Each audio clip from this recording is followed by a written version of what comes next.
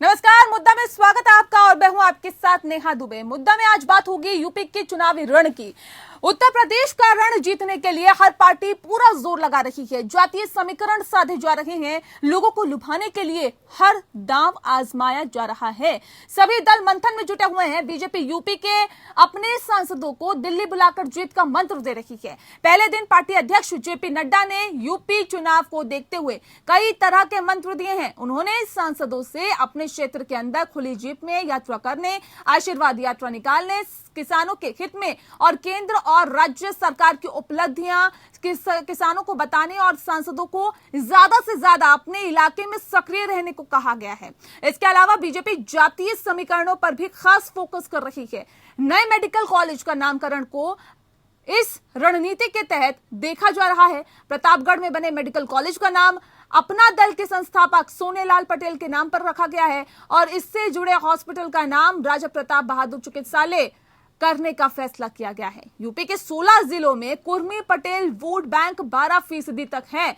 इस तरह Thakur vote bank को साधने का भी दांव चला है। सिद्धार्थनगर में बने मेडिकल कॉलेज का नाम यूपी बीजेपी के पहले प्रदेश अध्यक्ष और पूर्व सांसद माधव प्रसाद त्रिपाठी के नाम पर रखा गया है। माना यह भी जा रहा है कि ब्राह्मण वोट बैंक को जोड़े रखने के लिए ऐसा किया गया है।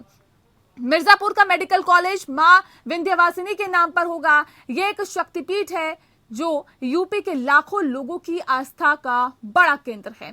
गाजीपुर में नए मेडिकल कॉलेज को महर्षि विश्वामित्र के नाम से जाना जाएगा। ऐसे में विश्वामित्र के नाम करके जहां भाजपा ध्रुवीकरण करना चाहती है। इतना ही नहीं, देवरिया में बने मेडिकल कॉलेज का नाम महर्षि देवरहा मेडिकल कॉलेज करने की बात कही गई है। एटा के मेडिकल कॉलेज का नाम वीरांगना Avanti by Lodhi medical college करके बीजेपी ने एक बड़े वर्ग को साधने की कोशिश की है।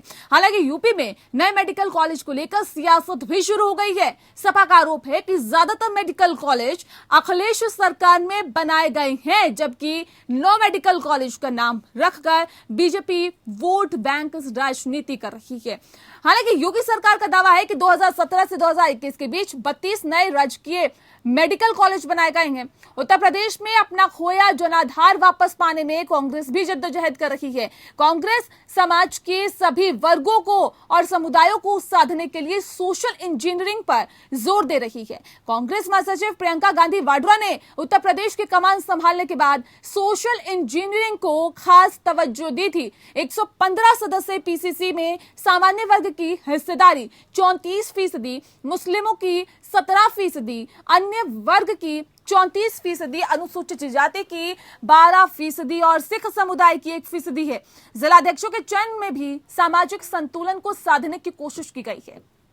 पार्टी के 75 जिलाध्यक्षों में सामान्य वर्ग की हिस्सेदारी 47%, मुसलमानों की 16%, अन्य पिछड़ा वर्ग की 25% और अनुसूचित जाति की 11% है। मायावती भी बीएसपी की चुनावों के मद्देनजर पूरी तरह से बीएसपी सक्रिय हो गई है। ब्राह्मण सम्मेलन कर नए जातीय समीकरणों को धार दी जा रही है। बीएसपी सक्रियता का अंदाजा इसी बात से लगाया जा सकता है कि बीएसपी ने यूपी में पहले प्रत्याशी की घोषणा कर दी है। रमेश यादव को बिठूर से उम्मीदवार बना दिया गया है। सूत्र बताते हैं कि बीएसपी में 5 और सीटों को जल्द घोषित कर दिया जाएगा। जाहिर है चुनावी रण में पार्टियां हर सियासी हथियार निकाल रही है। मकसद कितना पूरा होगा ये देखना दिलचस्प होगा। तो उत्तर प्रदेश में चुनावी रण लगातार जारी है। हर तरह से वोट बैंक को साधने की कोशिश लगातार की जा रही है। तमाम राजनीतिक पार्टियों की तरफ से ये जद्दोजहद की जा रही है कि किसी भी तरह से सभी वर्गों को साधते हुए अपने पक्ष में माहौल बनाया जा सके।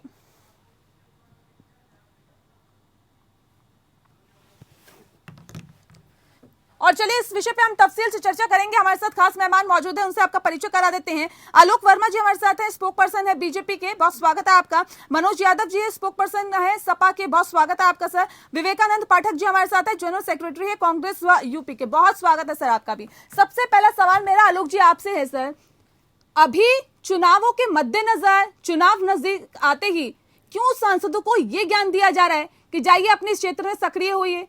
5 साल क्या हुआ था, अगर अब सक्रिय होना है तो? ये एक कवायद है, दिल्ली में सांसदों के साथ बैठक चल रही है और मंत्रियों से भी कहा जा रहा है लगातार कि भैया भारतीय जनता पार्टी में कोई नई सी बात नहीं है। आपके लिए आज की स्टोरी हो सकती है, आज की बात आपके लिए हो सकती है, लेकिन हमारे जो सांसद हैं, हमारे जो विधायक हैं, वो लगातार काम करते हैं, अपने अपने क्षेत्रों में रहते हैं, अपने अपने इलाकों में रहते हैं। जिस तरीके से कोविड पीरियड बीच में आया था, एक बहुत मुश्किल वक्त था, 1.5 साल में 1.5 साल जो बीता कोविड पीरियड का, हम उत्तर प्रदेश में खासतौर से मैं उत्तर प्रदेश की बात अगर करूँ तो उस समय भी जो हमारे विधायक थे, हमारे सांसद थे, लगातार फील्ड में काम करते रहे थे। और शायद इसीलिए जो हमारे कार्यकर्ताओं की फौज है, जो हमारे लोग हैं, जो प्रशासनिक अधिकारी हैं, जो डॉक्टर्स हैं, जो पैरामेडिकल स्टाफ हैं, और गांव में जो लोकल स्तर के जो पॉलिटिशियंस हैं, उन सबका एक संयुक्त प्रयास है, बहुत सारे सोशल वर्कर्स हैं, उनका संयुक्त प्रयास है, जिसकी वजह से हम कोविड पर काबू हमने प्राप्त किया।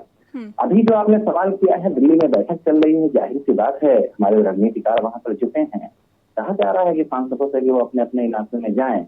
और दूसरी सबसे बड़ी बात ये है कि जो मंत्रियों का एक परंपरा रही है कि सदन में उनका परिचय कराया जाता है। जो नए मंत्री शामिल किए गए, नए सांसद शामिल किए गए उत्तर प्रदेश से खास तौर से, उनका परिचय भी नहीं हो पाया सदन में। हंगामे की भेंट चढ़ गया, पूरा सदन चल रहा है, लगातार चल रहा है। तो कहा गया कि आप जाइए, फील्ड में जाइए, जनता के बीच में जाइए, जनता ने आपको चुन के भेजा है, उनके बीच आपको जाना चाहिए। ठीक है मनोज जी, क्यों आप लोगों को ऐसा लगता है कि जो मेडिकल कॉलेज का नामकरण किया गया है, राजनीति के मद्देनजर किया गया है, और आपका जो काम था उस पर भाजपा मोहर लगा रही है अपनी?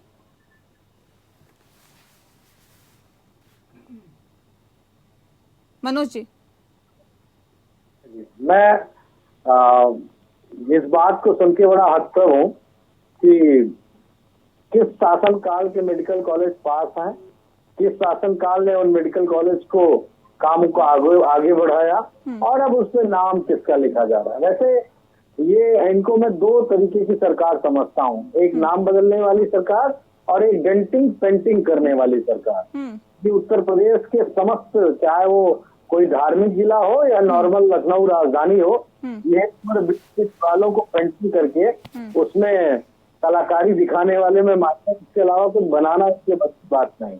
खैर, लेकिन फिर भी मैं ये कहूंगा कि सरकार नाम रख सकती है, स्वतंत्र है इस बात को लेके, लेकिन कैसे चीजों को बैलेंस करेगी। अगर आप सोनेलाल पटेल के नाम से प्रतापगढ़ के हॉस्पिटल का नाम रख रहे हैं, तो वहाँ के ब्राह्मण नाराज हैं। उनका लेटर सोशल मीडिया पे चल रहा है, वो कह रहे हैं कि उनके कोई ब्राह्मण नेता थे, उनके नाम से रखा जाए। तो अब इस बात की तो लड़ाई बीजेपी को ही बैलेंस करनी होगी कि अगर एक जाति के नाम से जाति के लोग नाराज हो रहे हैं, ये भी विषय नहीं होना चाहिए, ना विपक्ष का और ना ही मौजूदा सरकार का। सबसे बड़ा मुद्दा है आज की डेट में उत्तर प्रदेश में बेरोजगारी, कोरोना से हुई मौतों का और महंगाई की प्रचंड मार का। इन सब मुद्दों पे सरकार क्या करेगी? पेगासस की बात बिल्कुल नहीं करूंगा मैं, इन सारे मुद्दों पे बिल्कुल, क्योंकि वो राजनीतिक सेंट्रल गवर्नमेंट के लोग करें। उत्तर प्रदेश की जो मूल समस्याएं हैं, किसान एक बड़ा मुद्दा है, किसानी बड़ा मुद्दा है। आप लोगों को कोई प्रॉब्लम नहीं है कि तमाम मेडिकल कॉलेज के नाम जातिगत समीकरणों को ध्यान में रखकर रखे गए हैं? इससे कोई प्रॉब्लम नहीं है सपा को, कोई दिक्कत नहीं? देखिए, जातिगत सारे आंकड़ों को तोड़ के ही तो बीजेपी को 312 से ज्यादा सीटें मिली थी इंडिविजुअल बीजेपी को। अगर कोई जातिगत आधार और कोई जाल रह जाता तो क्या इतनी सरकार, इतनी तो सीटें कभी किसी पार्टी को नहीं मिली। मुझे नहीं लगता 4-5 दशक में मिली होंगी। ये सारे जाति बंधन टूट गए थे, लेकिन सरकार उन टूटे हुए जाति बंधनों को, जो उनकी हकदारी थी, जिन्होंने वोट दिया था और ये सोचा था कि हमारा बीजेपी की सरकार भला करेगी, क्या वो भला कर पाई? ये सबसे इम्पोर्टेंट है। और अगर आपने सिलेंडर फ्री दिए थे तो मैं फिर नियाजी कहूंगा क्या सिलेंडर आज 900 रुपए का हो गया, उसका दर्द जनता का कम हो पा रहा है? और किसानों को जो आपने मदद करी थी, कली पेपर की जो रिपोर्ट है, मैंने कई चैनल पे बोला, 7,10,000 किसानों से बीजेपी 18,000 रुपए 3 साल का है वो रिफंड कर रही है। वो जब आप गुणा करेंगे तो नेहा जी वो लगभग 1350 करोड़ रुपए बनता है जो बीजेपी की सरकार ने ठीक है। मैं विवेकानंद जी के पास जाऊं उससे पहले जवाब ले लेती हूँ। आलोक जी जल्दी से जवाब दीजिए। मनोज यादव जी ने कई सवाल उठाए हैं कि सांसदों को मंत्र देने से अब कुछ नहीं होगा। सवाल इस बात को लेकर है जो तमाम वायदे और दावे किए गए थे आम जनता से कि उत्तर प्रदेश में विकास की बयार बहेगी और नतीजा क्या है? विवेकानंद जी मैं आऊंगी आपके पास सर। आ रही हूँ, बस 2 मिनट दीजिए मुझे, आ रही हूँ। मनोज जी विद्वान व्यक्ति हैं, बोलते अच्छा है, समाजवादी पार्टी का पक्ष अच्छी तरह से रखते हैं, लेकिन अच्छी तरीके से जानते हैं कि जिस इलेक्शन को भी हाल में एक इलेक्शन हुआ था 2021 में पंचायत का इलेक्शन था, समाजवादी पार्टी की तरफ से बात आई थी, कही गई थी कि सेमीफाइनल है किस तरीके से, और हमारे ऊपर ये बार बार आरोप लगाते थे कि आप शहरी पार्टी हैं, शहरों में सिमटे हुए हैं। क्या हुआ नतीजा? गांवों में हमने बेहतर प्रदर्शन किया, कस्बों में हमने बेहतर प्रदर्शन किया, शहरों में हमने शानदार प्रदर्शन किया। नाराजगी कहाँ हुई? भाई बाद में बहुत दिन से लगातार मनोज भाई भी ये कहते रहे और समाजवादी पार्टी के दूसरे लीडर्स भी ये कहते रहे कि पूरा सिस्टम, अभी फिर मनोज भाई यही कहेंगे कि पूरा सिस्टम आपने हैक कर लिया था, इस वजह से आपकी जीत हुई। ठीक बात है, मान भी जाते हैं उसकी बात, तो मनोज भाई कहेंगे मैं जानता हूँ अच्छी तरीके से, मान लेता हूँ मैं उनकी बात, लेकिन कभी इस बात का जवाब वो नहीं देते कि जब सारा सिस्टम हमने हैक कर लिया था तो फिर आपको अपने 11 सिपह सालारों को बाहर का रास्ता दिखाने की जरूरत क्यों पड़ी? ऐसे समय में जब 4, 5, 6 महीने बाद इलेक्शन होने वाला है, कोई लीडर, कोई सेनापति अपने गढ़ के जो गढ़ होते हैं, जिलों में जो उनके चेहरे होते हैं, उनको बाहर निकालता है क्या? तो मनोज जी ये कर सकते हैं, ये अपनी बात कहते हैं। सबसे बड़ी बात जिस पर आपने बहस रखी थी, मेडिकल कॉलेज के इश्यू पे रखी थी, एक बात मैं अपनी बात कहूँ, खत्म करूँ उसके बाद, जब हमको विरासत में सत्ता मिली थी योगी जी को, तो कुल मिला के उत्तर प्रदेश में 12 मेडिकल कॉलेज थे। योगी जी ने पहली मीटिंग की, चिंता व्यक्त की, मुश्किल दौर था, निश्चित रूप से बात रखी गई कि हर जिले में कम से कम एक मेडिकल कॉलेज होना चाहिए। नतीजा क्या निकला है कि इस समय 59 जिले हैं, 59 जनपद हैं जहां कम से कम एक मेडिकल कॉलेज मौजूद है। करीब शायद 16 का आंकड़ा, अगर मैं गलत नहीं हूँ, तो 16 जिले बचे हैं जिनमें नाम रखने पर यहाँ पर सवाल खड़े हो रहे हैं। मैं आऊंगी सर उसमें। विवेकानंद जी भी बहुत देर से कुछ बोलना चाह रहे हैं। मनोज जी आपको भी मैं मौका दूंगी। विवेकानंद जी सवाल इस बात को लेकर है सर, जहां तमाम राजनीतिक पार्टियां जातिगत समीकरणों में अपनी गोटियां फिट करने की कोशिश कर रही है, कांग्रेस भी पीछे नहीं है। कहा जा सकता है सोशल इंजीनियरिंग पर खास जोर दिया जा रहा है कांग्रेस की तरफ से भी। सबसे पहले तो नेहा जी मैं ये कहूँगा कि जब डिबेट का, खैर आप तो एंकर अच्छी हैं, लेकिन जब पहले उसमें केस में चलता है तो कम से कम वो एक बराबरी मौका तो मिलेगा। बिल्कुल आपको मौका मिलेगा आपको मौका, बिल्कुल बताइए। दूसरी चीज जो आपने कहा कि देखिए कांग्रेस पार्टी कभी भी जाति की राजनीति, संप्रदाय की राजनीति, धर्म की राजनीति, मजहब की राजनीति, प्रतीकों की राजनीति, ये कांग्रेस पार्टी का काम ही नहीं है। कांग्रेस पार्टी तो हमेशा से मुद्दों की राजनीति करती है, इस देश की बात करती है, इस देश की समस्याओं की बात करती है, इस देश के शोषित, वंचित, गरीब, महिला, पीड़ित, आदिवासी, हर तबके के, जो किसी भी वर्ग का हो, किसी तबके का हो, यदि उसके साथ शोषण हो रहा है, उसके खिलाफ यदि कोई कार्रवाई हो रही है, उसके खिलाफ सरकार कोई कानून बनाती है, तो वहां पर कांग्रेस पार्टी खड़ी रहती है। आप देखिए आज किसानों के साथ मजबूती के साथ कौन खड़ा है? राहुल गांधी जी संसद में जब ट्रैक्टर से जाते हैं किसानों के समर्थन नहीं सर, ये तो पीसीसी में नहीं हम तो सवाल इस बात पे उठा रहे हैं। 115 सदस्य पीसीसी में सामान्य वर्ग की हिस्सेदारी 34%, मुस्लिमों की 17%, अन्य पिछड़ा वर्ग की 34% और अनुसूचित जाति की 12% और सिख समुदाय की 1%। सभी जगह अपनी गोटियां फिक्स करने की कोशिश कहीं ना कहीं कांग्रेस पार्टी की तरफ से की गई है, पीछे नहीं है।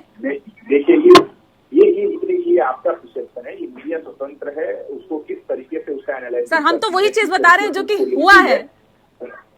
नहीं, ये आपका वर्जन हो सकता है, मैं उसे डिनाई नहीं कर सकता हूँ, ये आपका वर्जन हो सकता है, आपको एनालिसिस करने के लिए स्वतंत्र है, फ्री है।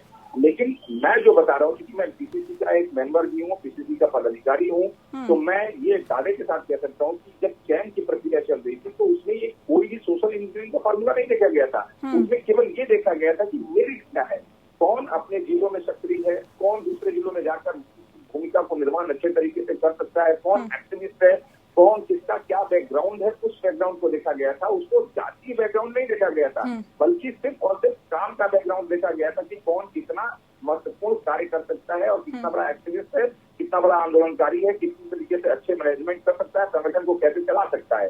दूसरी चीज मैं आपको ये बताना चाहता हूँ कि भारतीय जनता पार्टी जो आज मीटिंग कर रही है और मीटिंग पे मीटिंग कर रही है, जैसे ही चुनाव नजदीक आ रहा है, तो लेकिन ये सांसद और विधायक इस समय कहाँ थे? सब लोग गायब हो गए थे जब कोरोना की दूसरी वेव आई थी अप्रैल में। सब अपने घरों में डूबते हुए थे। यहाँ तक कि भारतीय जनता पार्टी के सांसद और विधायक चिट्ठियां लिख रहे थे कि हमारी कोई सुनवाई नहीं हो रही है, कोई सुन नहीं रहा है। ठीक है, आलोक जी इसका जवाब देना होगा आपको। सुन लीजिए। मैं ठीक से जवाब देता हूँ, आप सवाल पूछिए। मुझे बहुत हमारे साथी की आवाज बहुत साफ नहीं आ चलिए, ये सवाल बहुत अहम है जो विवेकानंद जी ने उठाया है कि क्या अब सक्रिय होने से जनता समझ पाएगी। अब सीधे रुख करते हैं बीजेपी के नेता आलोक वर्मा जी का। आलोक जी, सवाल सीधे आपसे हैं। तमाम सवाल विपक्षी पार्टी उठा रही है। मैं आऊंगी आपके पास, विवेकानंद जी आऊंगी सर, पूरा मौका दूंगी। स्टेप बाय स्टेप सवाल उठाइए ना, ताकि जवाब लेने का भी मौका मिले। आलोक जी, सवाल मैं सुन नहीं पाया, माफ कीजिए। सवाल ये है सर, मैं आपको बता देती हूँ। सवाल ये है कि कोरोना काल में तो आपके सांसद घर में कैद थे, अब जब चुनाव आए तो बाहर आ गए हैं वोट मांगने के लिए। ये सवाल उठा रहे हैं कि अब क्यों विधानसभा चुनाव के मद्देनजर क्यों अब सांसद आशीर्वाद यात्रा करने की सोच रहे हैं, या फिर जेपी नड्डा की तरफ से ये कहा जा रहा है, ये मंत्र दिया जा रहा है, जाइए अब लोगों के बीच में जाइए, अब कोरोना खत्म हो गया क्या? गलत आदमी से गलत सवाल किया आपने। जहां तक मैं जानता हूं कि कांग्रेस की प्रियंका गांधी जी तो स्वीकार कर चुकी हैं। अभी उत्तर प्रदेश में आई थी, उन्होंने कहा 1.5 साल तक मैं आपके बीच नहीं आ सकी। 1.5 साल का यही पीरियड था जिसमें उत्तर प्रदेश जो है कोविड महामारी से परेशान था, और जैसे ही कोविड खत्म हुआ, करीब जो मामले आने शुरू हुए वो खत्म हुए, जैसे ही प्रियंका गांधी 2-3 दिन के तमाशे पे चली आई उत्तर प्रदेश में। बहुत जिम्मेदारी थी प्रियंका गांधी जी के ऊपर, निश्चित रूप से कांग्रेस को बेहतर करने की जिम्मेदारी उनके ऊपर डाली गई थी। कहा गया था कि जाइए, आपका बड़ा कद है, गांधी फैमिली से हैं आप, उत्तर प्रदेश में कांग्रेस को आप बेहतर कर सकती हैं। क्या किया? 1.5 साल से वो गायब रही, कहाँ रही? उत्तर प्रदेश में दिखाई पड़ी वो। ठीक है, ये जो मेडिकल कॉलेजेस के नाम रखे जा रहे हैं, अस्पतालों के नाम रखे जा रहे हैं सर, पूरी बात हो जाने दीजिए। हाँ, रख लीजिए पूरी बात सर। इतना लंबा सवाल था तो उसका जवाब भी हो जाने दीजिए। जी, रख लीजिए अपनी बात। शीला दीक्षित जी का मकान उन्होंने ले रखा था, कहाँ थी वो? हमें तो पता नहीं चला कि वो कहाँ थे। आप कह रहे हैं कि वो जमीन पर थे, काम कर रहे थे। आप भारतीय जनता पार्टी की बात कर ले रहे हैं, क्योंकि हमारे समाजवादी पार्टी के साथी मुस्कुरा रहे हैं, यही सवाल पूछेंगे, मैं जानता हूँ। कभी मैं उनके साथ बैठता था, यही सवाल करेंगे, मैं उसका जवाब दे लेता हूँ। समाजवादी पार्टी, भारतीय जनता पार्टी के लोग कहाँ थे? भारतीय जनता पार्टी। अच्छा, अब तो बता दीजिए। अब आप पूरा बता चुके हैं सर, आप वो बात बता चुके हैं जो पूछा था। अब मुझे बताइए आलोक जी, ये जो कॉलेजेस के नाम रखे गए हैं, ये जो अस्पतालों के नाम रखे जा रहे हैं, किस चीज को ध्यान में रखते हुए, और क्यों अब बीजेपी को ये याद आई कि तमाम उन लोगों के नाम रखे जाएं और जातिगत समीकरणों को साधा जाए? नहीं लग रहा है ऐसे? भाई, बीजेपी को क्यों याद आई, आप सवाल कर रही हैं। मुझे लगता है कि जिन लोगों ने समाज के लिए काम किया है, आम लोगों के लिए काम किया है, उनके नाम की चर्चा होनी चाहिए, उनके नाम को रखा जाना पहले रख देते सर। किस नाम पर नहीं, किस नाम पर? नहीं, किस नाम पे क्या? मैं तो तमाम नामों पे बता रही हूँ। नहीं, लोकार्पण अब होने जा रहा है, तो जाहिर सी बात है अब नाम रखा जाएगा। किसके नाम पर आपका विरोध है? सोनेलाल पटेल जी के नाम का आपका विरोध है। और हमारा क्यों विरोध होगा सर? हमारा क्यों विरोध होगा? नहीं, किस पर विरोध है आपका भाई? समाज के ऐसे लोग थे, ऐसे बड़े नाम थे जिन्होंने समाज के लिए काम किया। माधव प्रसाद त्रिपाठी जी के नाम पर ठीक है। मनोज जी, अब याद आई, बड़ा नाम, इतना काम किया, इतना नाम है, अब याद आई विधानसभा चुनाव के मद्देनजर। मनोज जी, देखिए, वो जो दूसरी सरकारों के काम है, उनपे बड़ा आसान काम होता है कि आप अपने किसी राजनीतिक और राजनीतिक दृष्टिकोण से किसी का भी नाम रख सकते हैं। लेकिन मैं मुस्कुरा इसलिए रहा था, मैंने कहा तो बता दूं, शीला दीक्षित के मकान में नहीं, शीला कौल जी के मकान में प्रियंका जी लखनऊ में रह रहे हैं, तो आप मिस्टेक कर रहे थे, इसलिए मैं मुस्कुरा रहा था। शीला दीक्षित जी का कोई मकान मुझे नहीं लगता है कि लखनऊ में। खैर उस बात को छोड़ते हैं, लेकिन महत्वपूर्ण ये है कि उत्तर प्रदेश की जो राजनीति है वो राजनीति भ्रम के जाल ज्यादा भावनाओं में बह गए थे ना आलोक जी, इसलिए थोड़ा सा गलती कर गए। कोई बात नहीं, ऐसा हो जाता है। मैं ये बात लगातार कहूंगा कि उत्तर प्रदेश में जो जाल बुना जा रहा है भ्रम का, उस जाल में बिल्कुल उत्तर प्रदेश की जनता फंसने नहीं जा रही, क्योंकि आपको मैंने फिर उस बात को कहा था, दोबारा दोहरा रहा हूं, बहुत बड़ा मैंडेट दिया और एक बार नहीं दिया, 2014 में दिया, 2017 में दिया, फिर 2019 में दिया, फिर पंचायत के चुनाव में दिया और मेयर के चुनाव में भी आपको दिया। तो इतना बहुमत देने के बाद डिविडेंड जो बीजेपी की तरफ से नियाजी होना चाहिए था, उसका परसेंटेज अनुपात बहुत कम है बनस्पत उसके जितनी वोट बीजेपी की जनता ने इनको दी है। काम की गति नहीं है और काम का जो तरीका है वो भी तरीका जनता की समझ में नहीं आ रहा है। इसलिए आप ये सारी बातें कह सकते हैं, कर सकते हैं, लेकिन चुनाव आपको कड़ी परीक्षा के दौरान देना पड़ेगा, लेकिन महंगाई ठीक है, वही समझने की जरूरत है। सारी मैं आप कहूंगी, विवेकानंद जी जल्दी से बात रखिए आप। नेहा जी, इनको लगता होगा कि इस तरह की प्रतीक की राजनीति और नामकरण की राजनीति से इनको कोई हो सकता हो कि फायदा हो, इसलिए इस तरह की सियासत कर रहे हैं। ये कोई इशू नहीं है, ये कोई डिबेट का मुद्दा नहीं होना चाहिए मेरे हिसाब से। सवाल ये है कि उत्तर प्रदेश का मुख्यमंत्री बिल्कुल ही एक नौजवानों को इस तरीके से धमका रहे हैं, धमकी दे रहे हैं कि यदि कोई रोजगार मांगेगा तो उसको उसकी संपत्ति जब्त कर लेंगे। ये लोकतांत्रिक देश है, हिंदुस्तान, भारत आजाद है, हमारा संविधान है और हमें वो फंडामेंटल राइट्स देता है कि हम गांधीवादी तरीके से लोकतांत्रिक सरकार से अपनी बात कर सके। यदि उत्तर प्रदेश का नौजवान रोजगार मांगेगा तो ये कह रहे हैं कि आपकी संपत्ति जब्त कर देगी। ये किस तरह की सरकार है। दूसरी चीज आप देख रहे हैं कि किस तरीके से पेगासुर मतलब पेगासस तो जिस तरीके से ये सारी बातें सुनते हैं और किस तरीके से उस इंस्ट्रूमेंट का इस्तेमाल ये हिंदुस्तान के नेताओं का, जजेस का, सीबीआई का संस्थाओं पे कर रहे हैं, इसका इस्तेमाल को देश आतंकवादी गतिविधियों के लिए करता है। उसके बाद सीबीआई का तो सर ये तो कांग्रेस की देन है, नहीं कहा जा सकता। बताइए क्या कांग्रेस सीबीआई का कैसा प्रयोग करना है, कैसा दुरुपयोग करना है, ये तो आपने ही सिखाया है ना। ये तो मोदी जी जानते हैं अच्छे तरीके से किस तरीके से अस्थाना को जो रिटायर होने वाले थे 3 दिन बाद उनको तो यूपीए 1 यूपीए 2 का भी याद कर लीजिए। यूपीए 1 और यूपीए 2 तो एकदम बिल्कुल तरीके से याद है कि वो ऐतिहासिक कार्यक्रम राइट टू फूड, भोजन का अधिकार झोला बनाकर बांट रहे हैं, कह रहे हैं कि हम अनाज बांट रहे हैं। ये भोजन का अधिकार कानून कांग्रेस का है, आईटीआई कांग्रेस का है, मनरेगा कांग्रेस ने दिया। यूपीए फर्स्ट और यूपीए सेकंड में तो जितने अधिकार और कानून जनता को दे दिए शायद ही किसी दौर में नहीं मिला। दूसरी चीज मैं 30 सेकंड और लेना चाहूंगा। महंगाई का आलम आप देख लीजिए, पेट्रोल, डीजल और एलपीजी का सिलेंडर पूरे हर घर में महंगाई की आग पहुंची। ठीक है सर, मेरे पास वक्त की कमी है विवेकानंद जी, वक्त की कमी है, माफ कीजिएगा। मैं आलोक जी से इस पर जवाब लेना चाह रही थी लेकिन मैं ले नहीं पाऊंगी। बहुत शुक्रिया आप सभी मेहमानों का हमारे साथ इस खास चर्चा में शामिल होने के लिए। इसी के साथ फिलहाल इस खास पेशकश में इतना ही। नमस्कार।